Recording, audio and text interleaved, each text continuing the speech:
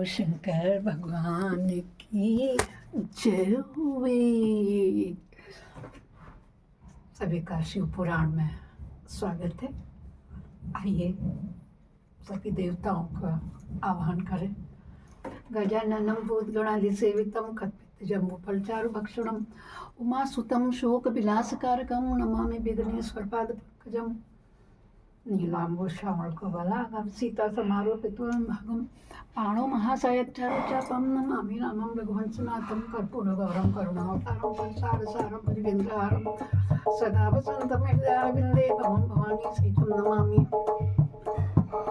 कर्पूरगौरं करुणावतारं संसारसारं भुजगेन्द्रहारं सदा वसन्तं हृदयारविन्दे भवं भवानी सहितं नमामि। त्वमेव माता च पिता त्वमेव बन्धुश्च सखा त्वमेव विद्या द्रविणं त्वमेव सर्वं मम देवदेव। गुरुर्ब्रह्मा गुरुर्विष्णु गुरुर्देव महेश्वर गुरु साक्षात् ब्रह्मा तस्मै श्री गुरुवे नमः। आनंदे आनंद कर कर सब संकट दूर, जो सेवक शरण पड़े सदा रहे भरपूर। तुम दाता हम मांगता दिया तुम्हारी खाए, तुम ऐसी जगदाता माता छोड़ किस दर जाए। सदा भवानी दायिनी सिद्धि करे गणेश पंचदेव, रक्षा करे ब्रह्मा विष्णु महेश। सर्वे भवन्तु सुखिनः सर्वे सन्तु निरामया सर्वे भद्राणि पश्यन्तु मा कश्चित् दुःखभाग् भवेत्। नमः शिवाय नमः शिवाय नमः शिवाय नमः। कथा सुनाते हैं हम जिसे श्रवण कर मिट जाती है, जन्म जन्म की व्यथा वही शिव शंकर की कथा। वही है भोले बाबा की कथा। नमः शिवाय ओम नमः शिवाय ओम नमः शिवाय ओम नमः शिवाय ओम नमः शिवाय ओम नमः शिवाय। आइए भक्तों, कल मैंने आपको सुनाया था कि इसमें जो जलाशय खोलते हैं या जो जल दान करते हैं, जो वृक्षारोपण करते हैं, जो सत्य बोलते हैं और जो तप करते हैं, उनकी क्या महत्ता होती है, याद है? कल 12वें अध्याय में मैंने आप लोगों को बताया था। और आज मैं आप लोगों को बताऊंगी वेद और पुराणों के स्वाध्याय। ये वेद पुराण को स्वाध्याय करना तथा विविध प्रकार की दान की महिमा, नरकों का वर्णन, उनमें गिराने वाले पापों का दिग्दर्शन, पापों के लिए सर्वोत्तम प्रायश्चित, शिव स्मरण और ज्ञान के महत्व का प्रतिपादन, ये बताऊंगी। तो आज हम पढ़ेंगे आपको 13, 14 और 15 दोहे, ठीक है। सनत कुमार जी कहते हैं, मुने जो वन में जंगली फल खाकर तप करता है और जो वेद की एक ऋचा का स्वाध्याय करता है, इन दोनों का फल समान है। श्रेष्ठ वेदाध्ययन से जिस पुण्य को पाता है उससे दूना फल वह उस वेद को पढ़ाने से पाता है। मुने, जैसे चंद्रमा और सूर्य के बिना जगत में अंधकार छा जाता है, उसी प्रकार पुराण के बिना ज्ञान का आलोक ही नहीं रह जाता है। अज्ञान का अंधकार छाया रहता है, इसलिए सदा पुराणों का अध्ययन करना चाहिए। अज्ञान के कारण नरक में पढ़कर सदा संतप्त होने वाले लोग को जो शास्त्र का ज्ञान देकर के समझाता है, वह पुराण वक्ता अपनी इसी महत्ता के कारण सदा पूजनीय हो जाता है। जो साधु पुरुष पुराण वक्ता विद्वान को दान का पात्र समझकर बड़ी प्रसन्नता के साथ उसे उत्तम उत्तम वस्तुएं देता है, वह परम गति को प्राप्त होता है। जो सुपात्र ब्राह्मण को भूमि, गौ, रथ, हाथी और सुंदर सुंदर घोड़े देता है, उसके पुण्य फल का वर्णन सुनो। वह इस जन्म में और परलोक में भी समस्त संपूर्ण अक्षय मनोरथों को पा लेता है तथा अश्वमेध यज्ञ के फल का भी भागी होता है। मुनीश्वर, जो पुरुष भगवान शिव की कथा सुनता है, वह कर्मों के विशाल वन को जलाकर संसार में तर जाता है। जो 2 घड़ी, 1 घड़ी अथवा 1 क्षण भी भक्तिभाव से भगवान शिव की कथा सुनते हैं, उनकी कभी दुर्गति नहीं होती। इसीलिए कहती हूँ, आप लोग तो सुनते हो, आप तो सदगति को प्राप्त कर ले रहो। आपके रिश्तेदार, आपके भाई बहन, आपके परिचित भी तो लोग हैं। शेयर किया कीजिए, एक को कीजिए, इससे पे एक को। और यदि कोई नया मेरे चैनल में आता है तो वो सब्सक्राइब करे। सदगति पाने के लिए शिव पुराण को सुनना बहुत ही जरूरी है। और कहते हैं कि जो भगवान शिव की कथा सुनते हैं उनको कभी दुर्गति नहीं होती है। हे मुनि, जो संपूर्ण दोनों अथवा संपूर्ण यज्ञों में जो पुण्य होता है, वही फल शिव पुराण सुनने से अविचल रूप में प्राप्त हो जाता है। व्यास जी विशेषतः कलयुग में पुराण श्रवण के सिवा मनुष्यों के लिए दूसरा कोई श्रेष्ठ धर्म नहीं होता था। वही उनके लिए मोक्ष एवं ध्यान रूपी फल देने वाला बताया गया है। शिव पुराण का श्रवण और शिव नाम का कीर्तन मनुष्यों के लिए कल्प वृक्ष का रमणीय फल है, इसमें संशय नहीं है। यज्ञ, दान, तप, तीर्थ सेवन से जो फल मिलता है उसी को मनुष्य पुराणों के श्रवण मात्र से पा लेता है। प्रतिदिन सुपात्र लोगों को बड़े बड़े दान देने चाहिए, वे दान दाता के उद्धारक होते हैं। विप्रवर, सुवर्ण दान, गोदान, भूमिदान ये पवित्र दान है, जो दाता को तो तारते ही हैं और लेने वाले का भी उद्धार कर देते हैं। बोलो शंकर भगवान की जय हुए। सुवर्ण दान, गोदान और पृथ्वी दान, इन श्रेष्ठ दानों को करके मनुष्य सब पापों से मुक्त हो जाता है। तुला दान की बड़ी प्रशंसा की गई है। गौ और पृथ्वी के दान भी प्रशस्त एवं समान शक्ति वाले हैं, परंतु सरस्वती का दान इन सबसे अधिक उत्तम है। नित्य दुही जाने वाली गाय, छाता, वस्त्र, जूता तथा अन्न और जल, ये सब वस्तुएं याचकों को देनी चाहिए। देखिए मैंने बताया ना आप लोगों को, पहले बता चुकी होती हूँ कि इसमें आ जाता है वर्णन। ब्राह्मणों को तथा अपीड़ित याचकों को तो संकल्प पूर्वक धनादि वस्तुओं का दान किया जाता है, उससे दाता मनस्वी होता है।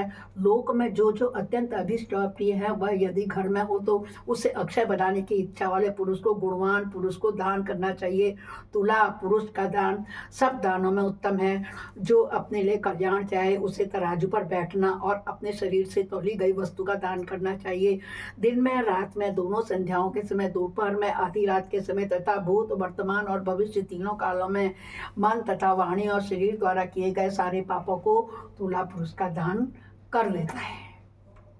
इसके बाद ब्रह्मांड दान का महात्म्य एवं ब्रह्मांड का वर्णन करके सनत कुमार जी ने कहा। क्या कहा आप लोग बड़े ध्यान पूर्वक सुनिए। मुनिवरों में श्रेष्ठ व्यास, पाताल लोक से ऊपर जो नरक है ना, उनका वर्णन मुझसे सुनो। पापी पुरुष उन्हीं में यातनाएं भोगते हैं। ये रौरव होता है, शुकर होता है, रोध होता है, ताल होता है, विवसन या विशसन, महाज्वाल, तप्त कुंभ, लवण, विलोहित, पीप बहाने वाली वैतरणी, क्रमी या क्रमीश, क्रमी भोजन, कृष्ण, असिपत्रवन, दारुण, लाला भक्ष, पूर्व, पाप, वहने ज्वाल, अधशिरा, संदस, कालसूत्र, तमस, अविचि, रोधन, स्वभोजन, अप्रतिष्ठित, महारौरव और सालमली इत्यादि बहुत से दुखदायक नरक वहाँ हैं। हमारे कर्मों के हिसाब से हमें इन सब नरकों के होते हुए जाना पड़ता है। बहुत से लोगों को मैं बताती हूँ, अपवाद बता रही हूँ, माफ़ी चाहते हुए, कि गोदान सब कर लेते हैं, कहते हैं वैतरणी पार कराएंगे, गैया का दान, मगर कब करते हैं? जब ये शरीर मट्टी हो जाता है। मट्टी, उसका हाथ बंद रहे, ऐसे ऐसे लगा दे। फिर किया तो क्या किया? जीते जी करो, स्वर्णदान जीते जी करो। मरणोपरांत किया हुआ है मन की संतुष्टि के लिए, परिवार की शांति के लिए और उस जीवात्मा के शांति के लिए किया जाता है। किंतु मेरा ये कहना है, मेरा ये मत है, मेरा अपना स्वयं का विचार है कि जीते जी करो।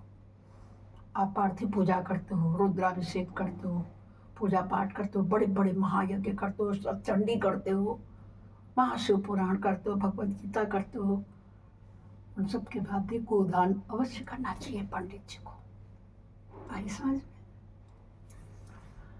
तब ये कहते हैं कि इतने सारे हैं व्यास जी, उनमें जो पाप कर्म परायण पुरुष पकाए जाते हैं ना, उनका क्रमशः वर्णन सुनो। आप सावधान होकर सुनो। जो मनुष्य ब्राह्मणों, देवताओं तथा गौओं के लिए हितकर कार्यों के सिवा अन्य किसी कार्य के लिए झूठी गवाही देता है ना, सदा झूठ बोलता है, वह रौरव नामक, इतने लोग झूठ बोलते हैं, रौरव नामक नरक में जाते हैं।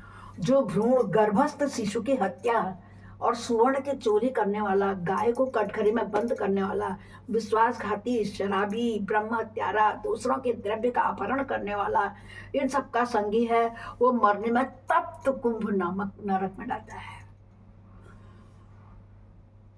गुरु के वध से भी इसी नरक की प्राप्ति होती है। बहन, माता, गौ तथा पुत्री का वध करने से भी तप्त कुंभ में ही गिरना पड़ता है। साध्वी स्त्री को बेचने वाला, अधिक ब्याज लेने वाला, केश विक्रय करने वाला तथा अपने भक्त को त्यागने वाला, ये सब पापी तप्त लोह नामक नरक में पकाए जाते हैं। जो नराधम गुरुजनों का अपमान करने वाला तथा उनके प्रति दुर्वचन बोलने वाला है, और जो वेद की निंदा करने वाला है, वेद बेचने वाला है तथा अगम्य स्त्री से संभोग करने वाला है, वे सब के सब लवण नामक नरक में गिरते हैं। चोर विलोहित नामक नरक में गिरता है। मर्यादा को दूषित करने वाले पुरुष की भी ऐसी ही गति होती है। जो पुरुष देवता, ब्राह्मण और पितृगण से द्वेष करने वाला होता है, जो रत्नों को दूषित उसमें मिलावट करता है, वह कृमि भक्ष नामक नरक में पड़ता है। जो दूषित यज्ञ दूसरों को हानि पहुंचाने के लिए अभिचारिक प्रयोग या हिंसा प्रधान तामस यज्ञ करता है, वह क्रमीश नामक नरक में गिरता है। और जो नराधम पितृगण, देवगण, अतिथियों को छोड़ करके बलि, वैश्य, देव, पितरा, देवता आदि का भाग उन्हें अर्पण किए बिना ही भोजन कर लेता है, वह उग्र लालाभक्ष नरक में गिरता है। जो शस्त्र समूहों का निर्माण करता है, वह भी उसी में जाता है। गो, द्विज, अंत्य यज्ञ, ठीक है, मैंने से सेवा लेता है, असत दान ग्रहण करता है, यज्ञ के अनाधिकारियों से यज्ञ कराता है और अभक्ष भक्षण करता है, ये सब के सब रुधिर रौध वह नामक नरक में गिरते। जो शब्द हैं उनके उसी में अर्थ छुपे हुए हैं। आपने देखा पीप, आपने देखा रौरव, आपने क्या देखा अभी ये अभिचारिक, क्रमी, है ना, अभी अभक्ष, अभी रुधि, खूंट, सब उसमें ऐसे ये सब नरक हैं। जो सोमरस को बेचने वाले होते हैं ना, उनकी भी यही गति होती है। यज्ञ और ग्राम को नष्ट करने वाला घोर वैतरणी नदी में पड़ता है।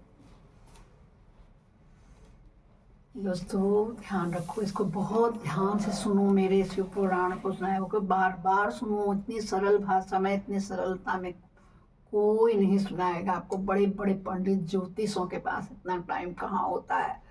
वो व्याख्यान करते हुए, कथा सुनाते हुए, भजन करते हुए, नाच गाने कराते हुए आप लोगों को सुनाते हैं, बड़ा आनंद आता है हमको भी। और मैं तो इतनी सरल भाषा में सिर्फ और सिर्फ कविता पाठ के जैसे सुनाती हूँ। कोशिश कीजिए समझने की इसको। जो नई जवानी से मतवाले हो, धर्म की मर्यादा को तोड़ते हैं, अपवित्र आचार विचार से रहते हैं, छल कपट से जीविका चलाते हैं, वे कृत्य नामक नरक में जाते हैं। जो अकारणीय वृक्षों को काटता है, वह असिपत्र नामक नरक में जाता है। भेड़ों को बेचकर जीविका चलाने वाले तथा पशुओं की हिंसा करने वाले कसाई वहिनी ज्वाल नामक नरक में गिरते हैं। भ्रष्टाचारी ब्राह्मण, ब्राह्मण है मगर क्या है, भ्रष्टाचारी है। क्षत्रिय और वैश्य तथा जो कच्चे खपड़ों तथा ईंट आदि का पकाने के लिए पजावे में आग देता है ना, वह सब उसी वहने ज्वाल नामक नरक में गिरते हैं। जो व्रतों का लोप करने वाले तथा अपने आश्रम से गिरे हुए वे दोनों ही प्रकार के पुरुष अत्यंत दारुण संदर्श नामक नरक की यातना में पड़ते हैं। जो ब्रह्मचारी होकर के स्वप्न में वीर सुखलन करते हैं, जो पुत्रों से विद्या पढ़ते हैं, स्वभोजन नामक नरक में गिरते हैं। इस तरह ये तथा और भी सैकड़ों हजारों नरक है जिनमें पापकर्मी प्राणी यातनाओं को आग में डालकर पकाए जाते हैं। इन उपयुक्त पापों के समान और भी सहस्त्रों पाप कर्म हैं जिन्हें नरकों में पड़कर मनुष्य भोगा करते हैं। जो लोग मन, वाणी और क्रिया द्वारा अपने वर्ण और आश्रम के विरुद्ध कर्म करते हैं, वे नरक में गिरते हैं। नरक में सिर नीचे करके लटकाए गए प्राणी स्वर्गलोक में रहने वाले देवताओं को देखा करते हैं, और देवता लोग भी नीचे दृष्टि डालने पर उन सभी अधोमुख नरकों की जीवों को देखते हैं, उल्टा लटकाते हैं। सुना है आप लोगों ने गरुड़ पुराण, जिसके ने सुना होगा उनको पता होगा ये सब।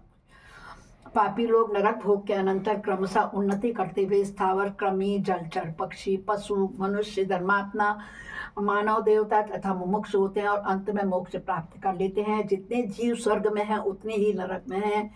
जो पापी पुरुष अपने पाप का प्रायश्चित नहीं करता वही नरक में जाता है। यानी जानबूझ के पाप नहीं करना चाहिए। अगर किसी से अनचाही हो जाता है, पश्चाताप कर लेता है, वो पश्चाताप सबसे बड़ी चीज है, उसको नरक में नहीं जाता। ये मैं नहीं कह रही, शिव पुराण में कहा गया है।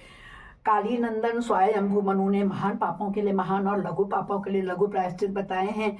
उन अशेष पाप कर्मों के लिए जो जो प्रायश्चित संबंधी कर्म बताए गए हैं, उन सब में भगवान शंकर का स्मरण ही सर्वश्रेष्ठ प्रायश्चित है। जिस पुरुष के चित्त में पाप कर्म करने के अनंतर पश्चाताप होता है, उसके लिए तो एकमात्र भगवान शिव का ही स्मरण है। सर्वोत्तम प्रायश्चित प्रातः काल, सायंकाल, रात में और मध्याह्न आदि में भगवान शिव का स्मरण करने से पाप रहित हुआ मनुष्य माहेश्वर धाम को प्राप्त कर लेता है। भगवान शिव के स्मरण से समस्त पापों और क्लेशों का क्षय हो जाने से मनुष्य स्वर्ग अथवा मोक्ष प्राप्त कर लेता है। जिसका चित्त जप, होम और पूजा आदि करते समय निरंतर भगवान महेश्वर में ही लगा रहता है, उसके लिए इंद्र आदि पद की प्राप्ति रूप फल तो अंतराय विघ्न ही है। उन्हें जो पुरुष भक्ति भाव से दिन रात भगवान शिव का स्मरण करता है, उसके सारे पातक नष्ट हो जाते हैं, इसलिए वह कभी भी नरक में नहीं पड़ता है। नरक और स्वर्ग ये पाप और पुण्य के ही दूसरे नाम हैं। इनमें से एक तो दुख देने वाला है और दूसरा सुख देने वाला है। जब एक ही वस्तु कभी प्रीति प्रदान करने वाली होती है और कभी दुख देने वाली बन जाती है, तब यह निश्चय होता है कि कोई भी पदार्थ न तो दुखमय है और न सुखमय ही है। ये सुख दुख तो मन के ही अपने विकार हैं। ज्ञान ही पर ब्रह्म है और ज्ञान ही तात्विक है। बोध का कारण है यह सारा चराचर विश्व ज्ञानमय ही है। उस परम विज्ञान से भिन्न दूसरी कोई वस्तु नहीं है। बोलो वो शंकर भगवान की जय हो गई।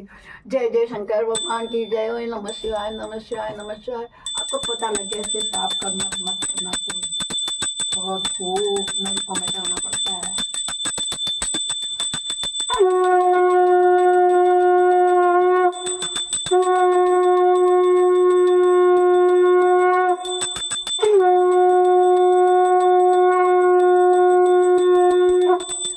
अपराध सहस्राणि क्रियन्ते अन्यसमया दासोऽयमिति मम त्वां क्षमस्व परमेश्वरी। आवाहनं न जानामि विसर्जनं, पूजां च न जानामि क्षम्यतां परमेश्वरी। मंत्रहीनं क्रियाहीनं भक्तिहीनं सुरेश्वर, यद् पूजितं मया देव परिपूर्णं तदस्मि।